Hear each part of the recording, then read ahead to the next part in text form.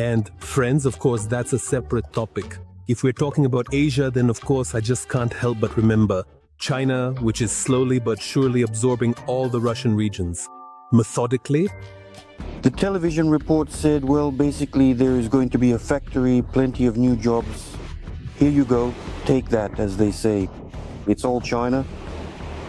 All of this was done for China.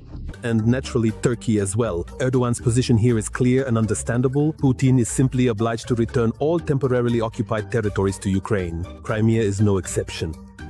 Our support for the territorial integrity, sovereignty, and independence of Ukraine remains unwavering. The return of Crimea to Ukraine is a requirement of international law. And also, friends, some insane chaos is happening in Russia itself right now. The New Year holidays are over, and Russians have kind of woken up to how much prices have gone up, and they really have gone up. Well, friends, we're starting the new year 2026. What? That's right, Sugar. So my husband went to the store. How much do you think all of this cost? 3,000. $3 grand. Did you even see that? Now, even chocolate is being hidden in the region for cases like this because prices have skyrocketed. Already 139 rubles. People are forced to steal. Do you know what the record is here? It's that Putin put a VAT increase from 20% to 22% under the New Year's tree for Russians. And in general, Putin promised that prices wouldn't go up after this. Yeah, right.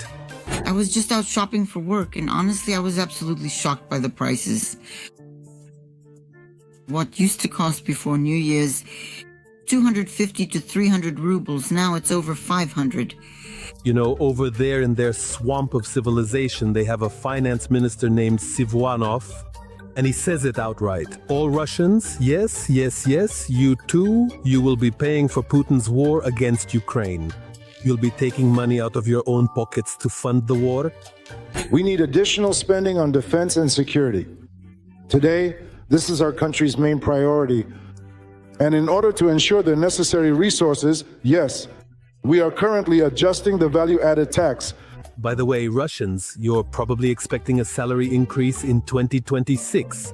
Well, you're so naive, forget about it. After all, you're at war with Ukraine. What money? The main thing is to defeat Ukraine.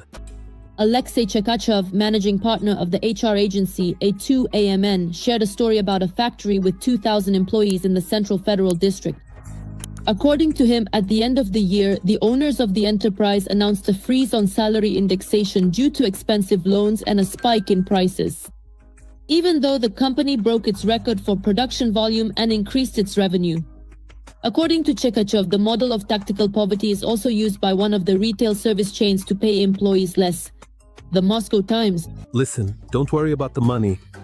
Russians might not actually die of hunger, but from the cold. The whole city has been freezing for 3 days now. Heating, electricity and water were shut off back on December 31st. At least we have a pool where we can get water, but everyone else is melting snow. Yeah, it's a real snow apocalypse here. No time for empire building. And yes, people really are melting snow to survive. And the authorities, what about their leadership? They're looking for neo-Nazis. In Ukraine? What a clown. A state of emergency was only declared on the second day, but no one tells us anything. No one informs us in any way. The emergency services don't tell us anything. They say, we don't know, just wait. And this kind of chaos is happening all over Russia, from north to south. In early January, let me remind you, several regions of Russia were literally paralyzed by the powerful cyclone Frenti, which caused flight delays at airports, car accidents, closures of federal highways, and problems with heating and electricity. And this is the kind of chaos happening in Kamchatka, while the local authorities remain silent. The snowfall in Kamchatka also broke the record for the past 30 years.